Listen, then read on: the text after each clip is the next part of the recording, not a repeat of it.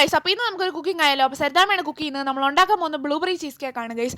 അപ്പോൾ നമ്മൾ ഫസ്റ്റ് തന്നെ ഡൈജസ്റ്റീവ് ജ്യൂസ് പൊടിച്ച് വെച്ച് അതിനകത്തോട്ട് ബട്ടർ ഇടുക. അതിനുശേഷം അത് കേക്ക് ടിന്നി വെച്ച് ഫ്രീസറിനകത്ത് ഒരു 10 മിനിറ്റ് വയ്ക്കുക. ആ സമയത്ത് നമ്മൾ ക്രീം ചീസ് എടുത്തിട്ട് അതിലേക്ക് പഞ്ചസാര ഇട്ട് നല്ല രീതിക്ക് ബീറ്റ് ചെയ്യുക. എന്നിട്ട് ആ ബീറ്റ് ചെയ്യുന്നതിനകത്തോട്ട് നമ്മൾ വിപ്പിംഗ് ക്രീമും കണ്ടൻസ്ഡ് മിൽക്കും അതുപോലെ തന്നെ പൊന്നെ ശ്വാസം കിട്ടണില്ല ഗൈസ്, വാനില എസൻസും കൂടെ സ്പീഡിൽ പറഞ്ഞിട്ടെ വാനില എസൻസും കൂടെ വെച്ച് ബീറ്റ് ചെയ്യുക. എന്നിട്ട് അതിലേക്ക് ജെലാറ്റിൻ കൂടെ ഉരുക്കി ഒഴിക്കുക. എന്നിട്ട് നമ്മൾ നേരത്തെ 10 മിനിറ്റ് ഫ്രീസറിൽ വെച്ച ആ സംഭവം എടുത്തിട്ട് അതിലേക്ക് ഈ ഒരു ബാറ്റർ ഒഴിച്ചിട്ട് വീണ്ടും അതൊരു 10-15 മിനിറ്റ് ഫ്രീസറിൽ വെക്കുക. എന്നിട്ട് നമ്മളിപ്പം ബ്ലൂബെറി ചീസ് കേക്ക് ഉണ്ടാക്കുന്നുണ്ട്. ബ്ലൂബെറിയുടെ ക്രഷാണ് എടുത്തേക്കുന്നത്. നിങ്ങൾക്ക് സ്ട്രോബെറിയോ മാംഗോ ഏത് വേണമെങ്കിലും എടുക്കാം. നമ്മൾ ബ്ലൂബെറിയാണ് എടുത്തേക്കുന്നത്. എന്നിട്ട് അത് നേരെ നമ്മുടെ ക്ലിങ് റാപ്പിൽ നല്ല രീതിക്ക് അങ്ങോട്ട് റാപ്പ് ചെയ്ത് ഫ്രിഡ്ജിൽ വെച്ച് ഒരു 1.5 മണിക്കൂർ അങ്ങ് എടുത്ത് കഴിഞ്ഞിട്ട് വെച്ച് കഴിഞ്ഞിട്ട് നമ്മളങ്ങ് എടുത്ത് കഴിക്കണം ഗൈസ്.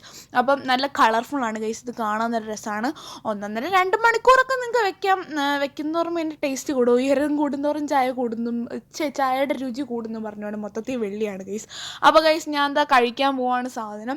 ഗൈസ് സാധനം നല്ല ടേസ്റ്റിയാണ്. പിന്നെ ഇതിൻ്റെ കറക്റ്റ് മെഷർമെൻറ്റ് അറിയണമെന്നുണ്ടെങ്കിൽ നിങ്ങളൊന്ന് കമൻറ്റ് ചെയ്താൽ മതി. ഇതിൻ്റെ മെഷർമെൻറ്റ്സ് ഒക്കെ ഞാൻ ഇട്ട് തരാം. ഈ ഒരു 1.5 മിനിറ്റുള്ള വീഡിയോയിൽ ഇതെല്ലാം കൂടെ പറഞ്ഞു തീർക്കാൻ പറ്റില്ല ഗൈസ്, അതുകൊണ്ടാണ്.